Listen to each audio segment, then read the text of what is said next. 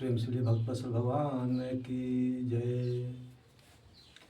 तो वशिष्ठ जी महाराज भरत जी से कहते हैं कि भरत, यदि तुम और शत्रुघ्न जी वन जाने के लिए तैयार हो जाओ तो मैं राम, लक्ष्मण और सीता जी को वापस नगर में लेकर चला जाऊंगा, यानी अयोध्या लेकर चला जाऊंगा।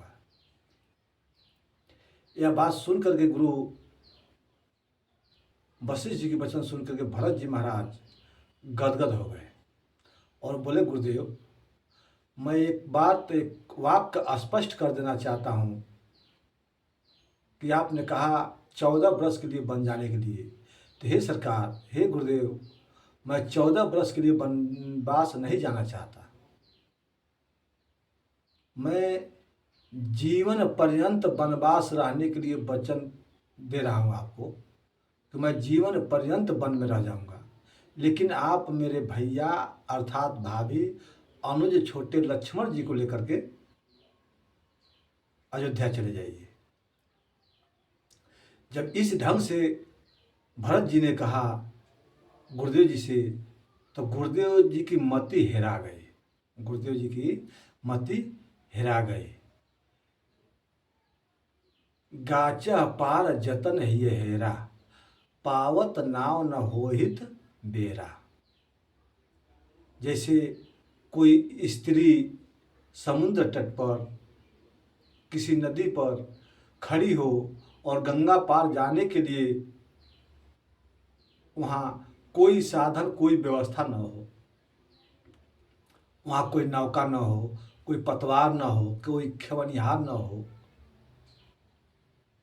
उस स्त्री का जिस मनोदशा उस समय होता रहती है, उसी मनोदशा में गुरुदेव भगवान की मति पहुँच गई।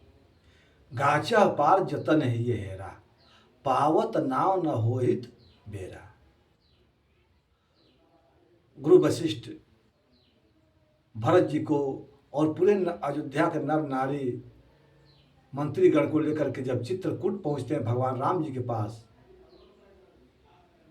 प्रभु राम गुरु वशिष्ठ की चरण वंदना करके कहते हैं, गुरुदेव, आप जो भी आदेश करेंगे, जो भी आज्ञा देंगे, हम चारों भाई मिल करके उस आज्ञा का पालन करेंगे।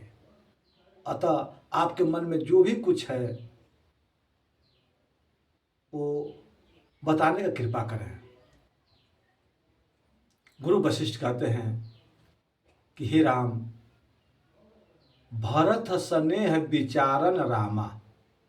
गोस्वामी जी लिख रहे हैं कि भरत स्नेह, यानी भरत जी की स्नेह को देख करके हमें कुछ कहा नहीं जा सकता। मैं अपने आप में नहीं हूँ, मेरी मति हेरा गई है। हे राम, अतः भरत जी जो कह रहे हैं उसी को मान लिया जाए, उसी में सबका हित, सबका कल्याण हो जाएगा। भरत स्नेह विचारन रामा, यानी इनके स्नेह पर विचार कीजिए और वही कीजिए जो ये कह रहे हैं। जब इस ढंग से गुरुदेव भगवान ने भरत जी का प्रशंसा अपने मुखारबिंद से कर रहे हैं तो राम जी गदगद हो गए और दौड़ करके भैया भरत के अंकों में भर लिए। भरने के बाद से कहते हैं, हे भरत, तुम बेशक हमसे छोटे हो, ठीक है, लेकिन आज जिस प्रकार गुरुदेव भगवान तुम्हारी प्रशंसा करते हैं, तुम्हारी बड़ाई करते हैं, इस प्रकार से गुरुदेव भगवान कभी राम का बड़ाई प्रशंसा नहीं किए हैं। इसलिए कभी भी गुरुदेव भगवान आज तक राम की प्रशंसा नहीं किया।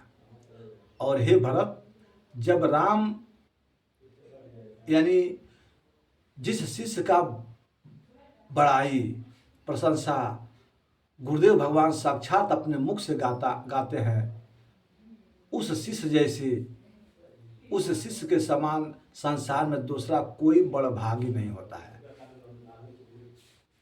अतः हे भरत, तुम जो भी कुछ हमको देने के लिए राजपाट आए हो, वो सब हमें स्वीकार है, परंतु निवेदन हमारा हमारा एक ही है कि ऐसा कार्य हम लोग करें चारों भाई मिल करके कि पिताजी का वचन भी भंग न हो और हम लोग का मर्यादा का पालन भी बच जाए। अतः तुम एक काम करो, ये 14 वर्ष का वनवास जो वनवास जो हुआ है, और इस हमारे न उपस्थिति के समय में इतना समय तुम अयोध्या का राजपाट संभालो, और 14 वर्ष के बाद मैं आकर के वो राज तुमसे मैं अपना राज ले लूँगा। चलते चलते समय में भरत जी ने कहा कि हे भैया, यदि आपसे कुछ मांगूं तो हमको देंगे? राम जी ने कहा कि भरत, तुम जो मांगो, हमारा प्राण मांगो तो मैं प्राण देने के लिए तैयार हूँ, बोलो तुम्हें क्या चाहिए? भरत जी ने कहा कि हे भैया, यदि आप जा रहे हैं ठीक है, यदि 14 वर्ष का हमारा आपका बिछोह हमारे पाप का प्रायश्चित कर सकता है तो ठीक है, जाइए, लेकिन जाते समय में आप अपना चरण पादुका हमको देते जाइए, यानी चरण पादुका हमको दे दीजिए। क्यों? क्योंकि यदि आप नगर में नहीं रहेंगे, राज्य में नहीं रहेंगे, तो राज सिंहासन पर कौन बैठेगा? अतः मैं आपको के ही चरण पादुका को उस सिंहासन पर रख करके और नित्य प्रतिदिन उन्हीं का आशीर्वाद लेकर के मैं आपका राज्यभार संभालता रहूंगा। यह सुने भरत जी के मुख से तो प्रभु राम ने लक्ष्मण जी की तरफ संकेत किया।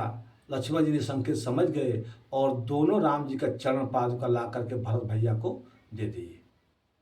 सादर भरत शीश धर लीन्हा, यानी भरत जी उन दोनों खड़ाओं को आदर पूर्वक अपने शीर्ष पर रख करके और बड़े भैया प्रभु राम जी का चरण वंदना करते हैं, और वहाँ से सबको लेकर के अयोध्यावासी को लेकर के फिर वापस अयोध्या के लिए प्रस्थान कर जाते हैं। प्रेम से भी भक्तवत्सल भगवान की जय। अब यहाँ भरत जी के वापस जाने के बाद इससे आगे जो कथा आती है वो कथा अरण्य कांड में आती है, और स्वामी जी ने इससे आगे का जो कथा है वो कथा उन्होंने अरण्य कांड के माध्यम से लिखा। भरत जी के जाने के बाद चित्रकूट में एक अद्भुत घटना घटी। वो अद्भुत घटना कौन सी थी? इसलिए वो घटना घटी कि जब भरत जी इधर चल दिए अयोध्या की तरफ, राम जी चित्रकूट में ही विराजमान थे। चित्रकूट में एक स्थान है जिस स्थान का नाम है फटिक शिला। जो भक्तजन वहाँ गए होंगे चित्रकूट में, वो फटिक शिला का दर्शन किए होंगे। उसी फटिक शिला पर प्रभु राम और मैया सीता विराजमान थे। लक्ष्मण जी कहीं भ्रमण करने के लिए वहाँ से चले गए थे। उसी समय में राम जी के मन में एक बात आया, क्या कि क्यों नहीं आज जानकी जी का श्रृंगार किया जाए, क्यों नहीं आज जानकी जी का श्रृंगार किया जाए। तो प्रभु राम ने अपने हाथों से सुंदर सुंदर पुष्प उतारना शुरू किए। पुष्प माने फूल, सुंदर सुंदर फूल उतारना शुरू किए, और उस फूल से सीता माता के लिए आभूषण बनाना आरंभ कर दिए। आभूषण मतलब बालों के लिए सुंदर गजरा बनाया, कानों के लिए सुंदर सुंदर करण फूल बनाया, गले के लिए सुंदर हार बनाई, बाजू के लिए बाजू बंद कंगन बनाया, कमर के लिए करधनी बनाई, पाँव के लिए पायल बनाया। किसका? पुष्पों का, यानी फूलों का। और सुंदर सुंदर आभूषण बना करके तैयार किया। सीता पहिराए प्रभु सादर, यानी आदर पूर्वक सीता जी को प्रभु राम ने श्रृंगार करना आरंभ कर दिया। उसी समय आकाश मार्ग में देवता लोग सब लोग आकर के प्रभु का ये लीला का देख करके आनंदित विभोर हो रहे थे, आह्लादित हो रहे थे। उसी बीच में आया था इंद्र का पुत्र जयंत।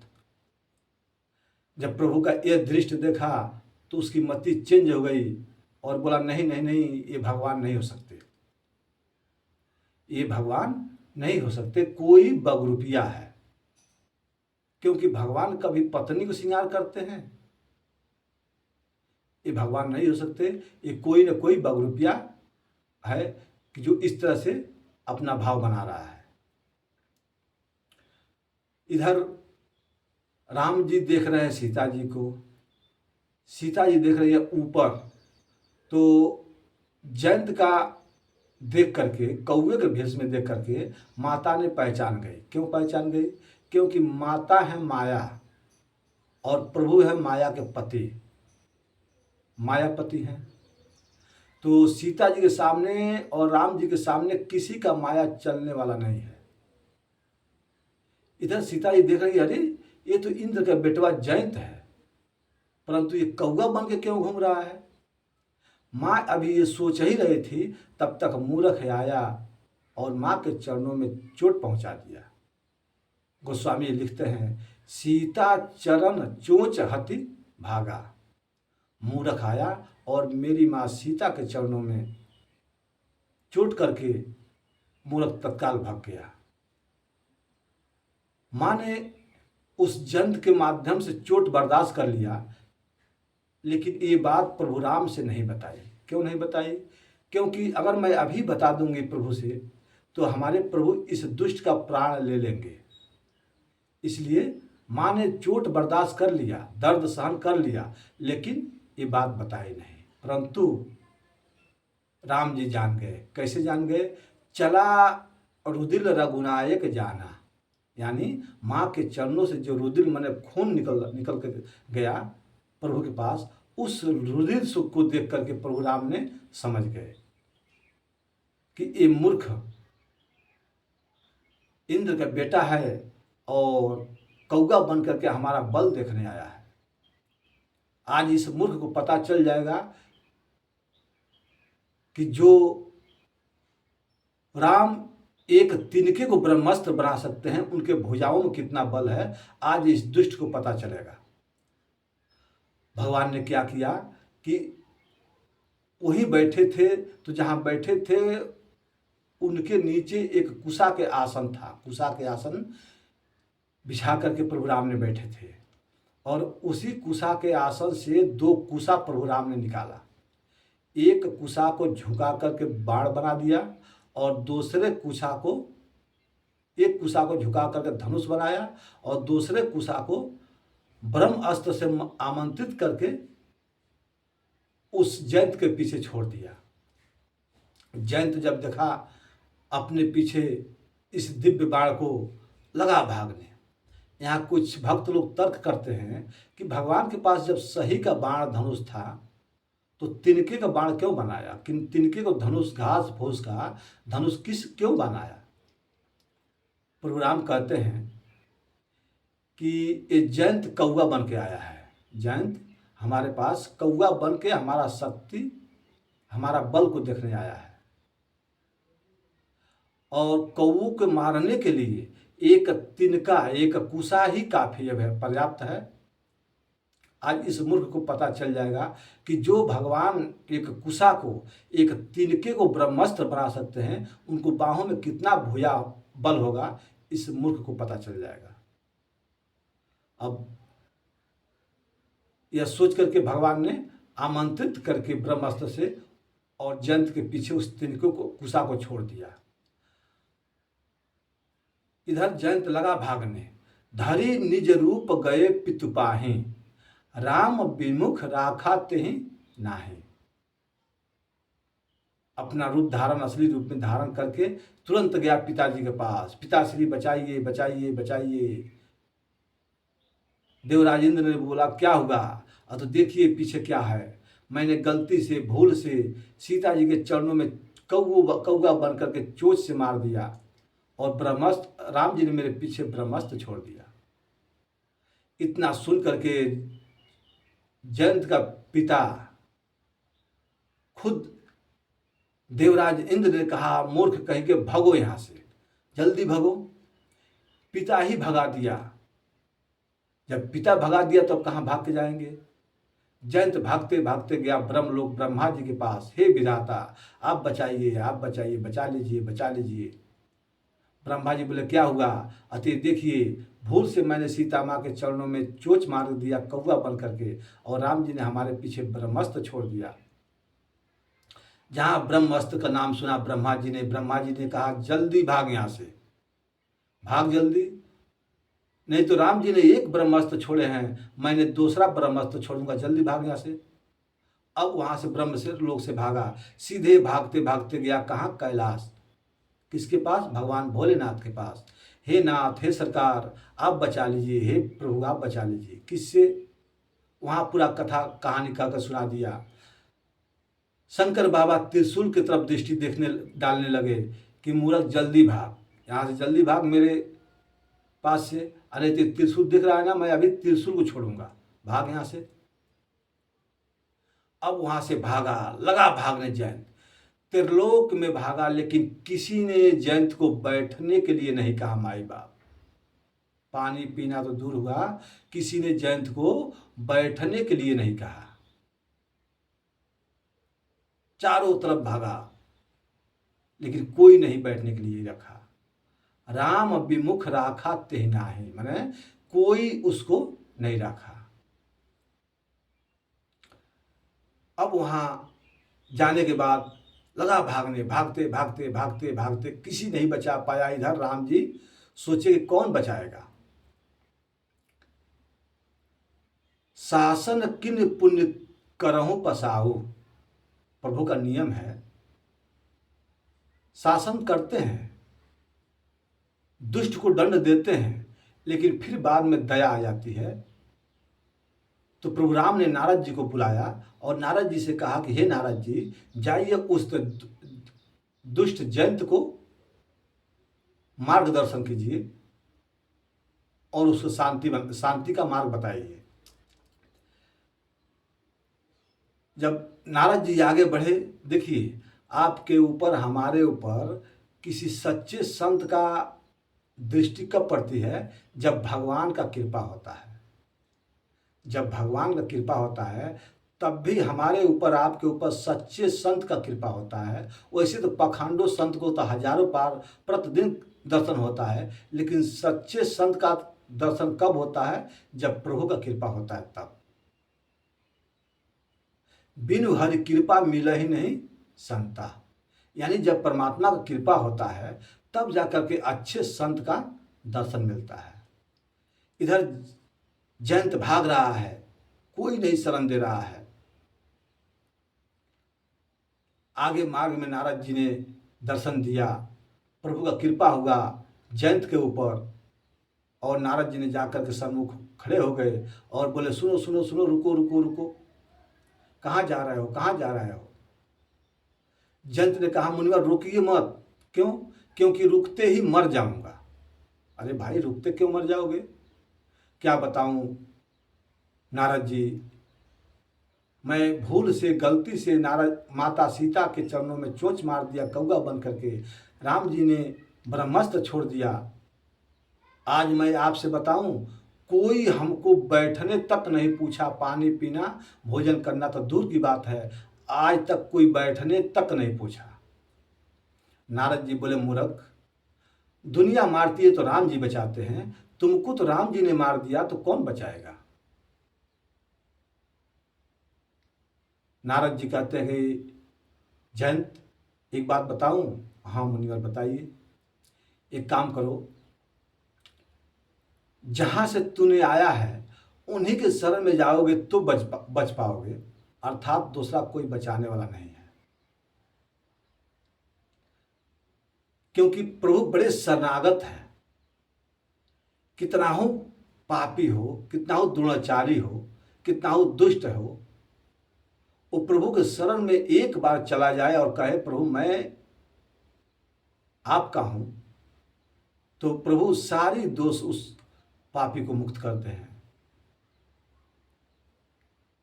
आगे चलकर के जयंत ने नारद जी की बात मान करके काहू न बैठन कहा नहीं ओही, मैंने उसको बैठने के लिए कोई नहीं कहा, पानी पीना तो दूर हुआ। अंत में नारद जी के वचन अनुसार जयंत प्रभु राम जी के पास आया और चरणों में गिर गया। चरणों में गिर करके बोलने लगा, प्रभु हम भी शरणागत हैं, प्रभु हम भी शरणागत हैं, स्वीकार करो तो जाने, प्रभु हम भी शरणागत हैं, स्वीकार करो तो जाने। बहुत भाव से आकर के इंद्र ने प्रभु राम के चरणों में गिर गया और बोला, सरकार क्या वो स्वभाव पहला सरकार अब नहीं है, दीनों के वास्ते क्या ये दरबार अब नहीं है, क्या वो स्वभाव पहला। जंत रो रो कर करने लगा, सरकार वो स्वभाव पहले वाला स्वभाव क्या आपका नहीं है, और दीनों को के लिए ये दरबार अब नहीं है। रोक रोक करके जयंत ने प्रभु के चरणों में गिर गया और कह रहा है कि प्रभु हम भी शरणागत हैं, स्वीकार करो तो जाने। यहाँ बड़े बड़े सुंदर सुंदर भावों में जयंत ने प्रभु का स्तुति करता है, वंदन करता है, प्रार्थना करता है, प्रभु का दया आ जाती है। भगवान राम जयंत का एक आंख निकाल करके छोड़ दिया, क्षमा कर दिया। एक आंख क्यों निकाली? इसलिए कि भगवान सोचे कि अगर उसी तरह से इस दुष्ट को छोड़ देता हूं तो आने वाले समय में लोग कहेंगे कि भगवान का ब्रह्म अस्त्र भी निष्फल हुआ, यानी फेल हो गया। ब्रह्म अस्त्र का मान रखने के लिए उस जयंत का एक आंख निकाल करके प्रभु राम जी ने छोड़ दिया, क्षमा कर दिया। आपने कहीं भी देखा होगा या देख सकते हैं कि कभी भी किसी भी कौओं का एक आंख से ही दिखता है, एक आंख से ही दिखता है, दूसरा आंख छोटा होगा अथवा उस आंख से दिखाई नहीं देता होगा या कम दिखाई देता है। इस प्रकार से भगवान ने जयंत का एक आंख निकाल करके उसे क्षमा कर दिया, छोड़ दिया। इस घटना के बाद प्रभु राम सोचे कि अब चित्रकूट में वास करना उचित नहीं है, अब चित्रकूट में वास करना उचित नहीं है। अनुराग बात